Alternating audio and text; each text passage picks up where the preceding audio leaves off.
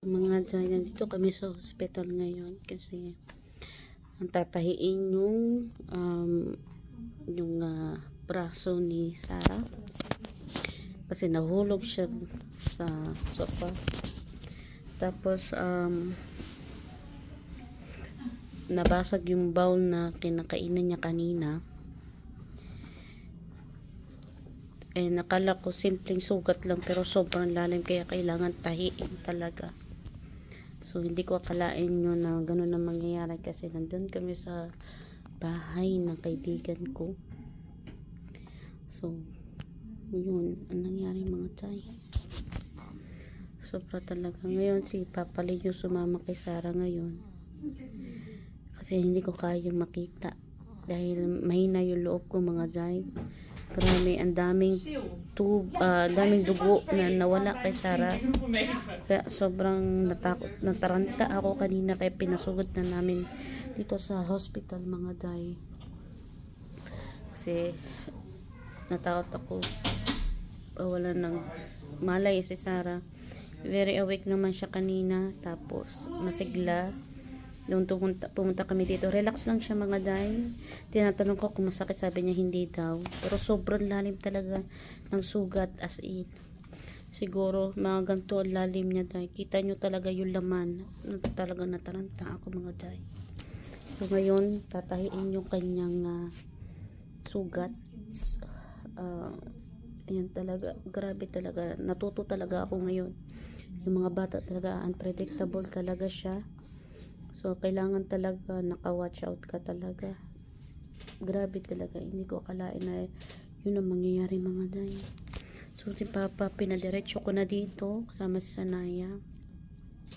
So, nandun na sila sa doktor ngayon mga day para tahiin yung kanyang sugat. Kaya, sobra talaga ako na guilty.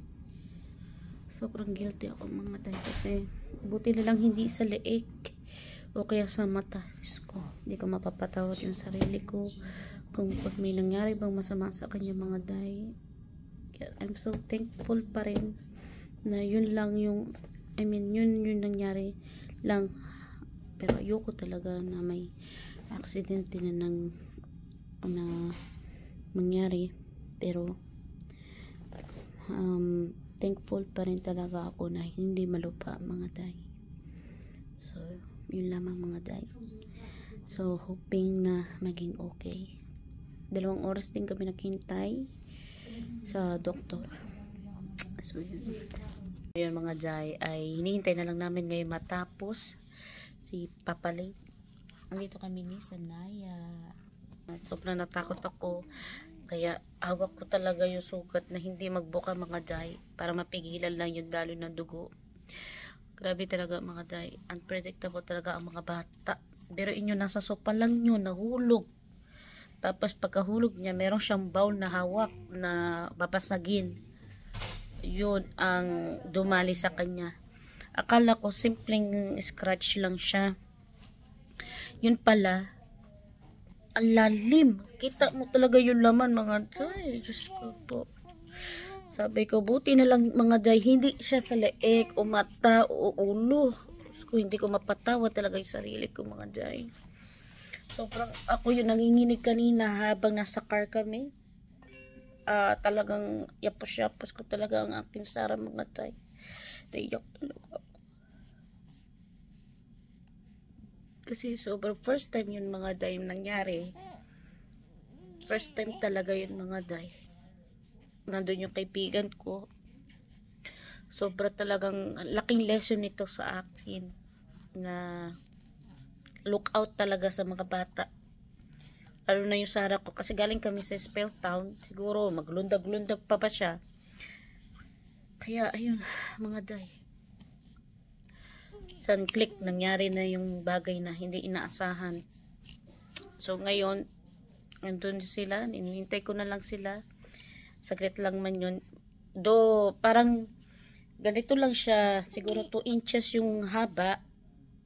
Yung haba niya mga day, pero sobrang lalim. Makita mo yung talaga yung kalamnan. Yung pinakaloob talaga. First time ko makakita ng mga day. takot ako sa dugo mga day. Naamay ko siya. Nahihilo ako kapag nakakakita ng dugo. So, nilakasan ko na lang yung loob ko mga day. So, nandito na sila ni Papa. And? How was it? Next week the stitches need to go out. Okay. You need to keep it dry. Yeah? And she needs to have paracetamol. Okay. They have Pay attention to it. We need to. Yeah. Day, tapos na yung yan ang ating ate. Biyak talaga siya kasi masakit. Yung tahi. Alam ko yung stitch mga day. Dadalhin niya yung peklat na yan paglaki niya. Sobrang guilty pa rin ako mga day. Sama ko ngayon si Sanaya. Pauwi na kami. So, ayan ang ating Sara mga day.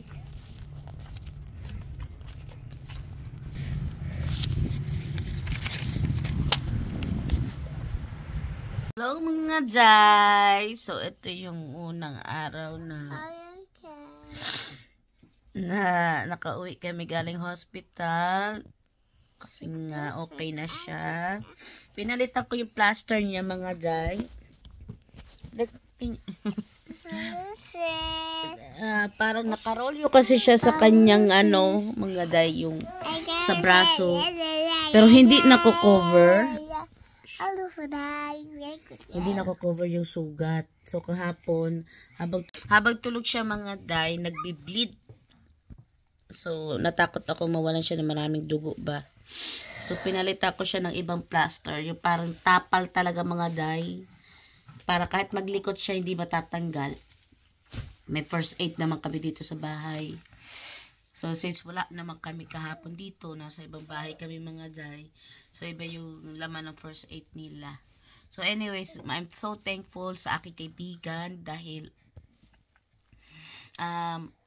talagang nakita ko yung kasi yung husband niya yung nagdala sa amin sa hospital. I'm so thankful talaga kasi bago siya umalis, hinintay niya talaga muna si Pampalin na dumating. At least may kasama kami talaga habang hinintay namin doktor niya. So yun mga dahil lang, papasalamat talaga ako at hindi ganun kagrabe yung nangyari sa kanya ba.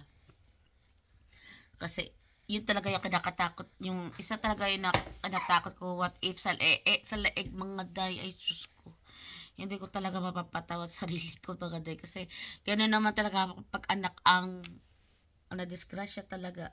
Naku po, huwag na sana maulit pa. Huwag na nawa talaga. Malikot talaga ang aking Sarah. So sabi ko sa kanya, lagi siya makikinig kay mama papa. Para hindi siya mapano ba. So ito si Sanaya. Ayan, nagsanaya ko, malikot din. Ay. So yun lamang mga day. Salamat sa inyong panonood. Talk Jive. Idak.